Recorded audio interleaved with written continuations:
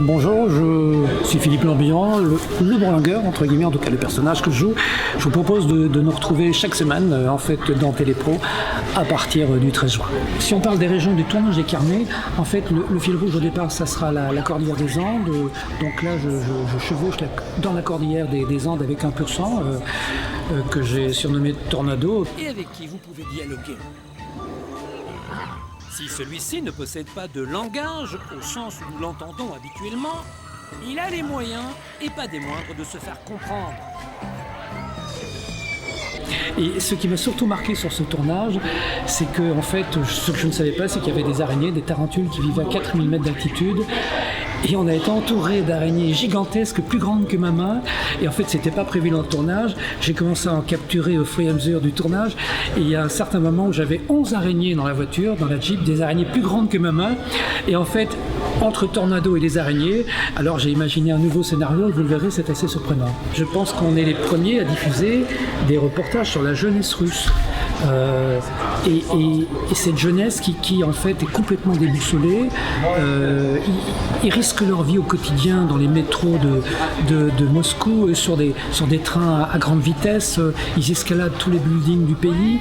Il y a beaucoup de mouvements ultra racistes qui sillonnent le pays, et à Moscou c'est incroyable ce qui se passe pour le moment. On n'en parle pas parce qu'on n'a pas beaucoup d'images sur ça, et cette année j'ai décidé exceptionnellement de diffuser 3 reportages en fait sur la jeunesse à Moscou et dans les grandes villes. Alors on m'a encore posé la question tout à l'heure, tiens, vous allez arrêter quand? Je dis je sais pas. Honnêtement, j'ai toujours la passion de repartir, j'ai toujours envie de découvrir les gens, de découvrir de nouveaux mondes et de vivre aussi de nouvelles aventures, même s'il s'agit de fiction. J'espère que le public nous suivra encore quelques années, et surtout que le jeune public, qui est de plus en plus nombreux, lui aussi va s'intéresser au carnet. Dans beaucoup de séquences, je me blesse, je rassure tout de suite les téléspectateurs et les lecteurs de Télépro, je me blesse, mais il s'agit de sang synthétique.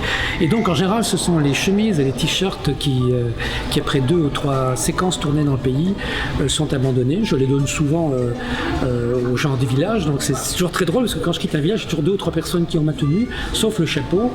Et donc là, j'ai dû utiliser des dizaines de chemises, des centaines de t-shirts, je dis bien des centaines, c'est énorme. On avait sorti la première BD il y a 5 ans, et là, c'était une adaptation en dessin, je veux dire, de ce qu'était le personnage en télévision. On partait sur les conseils, et donc la BD devait aider les gens qui voyagent à s'en tirer dans les situations les plus scabreuses. Tandis qu'ici, on retourne plus vers le personnage que je suis réellement, c'est-à-dire que quand j'ai entrepris mes premiers voyages, il y a 35 ans, un peu plus même, et donc là où je voyageais avec un sac à dos, et je vivais chez les gens, et je circulais avec tous les moyens de locomotion locaux. Et donc pour moi, c'est un retour vers ma tendre jeunesse, mes tout premiers voyages, mais adapté évidemment à la sauce d'aujourd'hui. Donc c'est un personnage différent, à qui il arrive beaucoup de problèmes aussi, mais qui ne trouve pas nécessairement les solutions.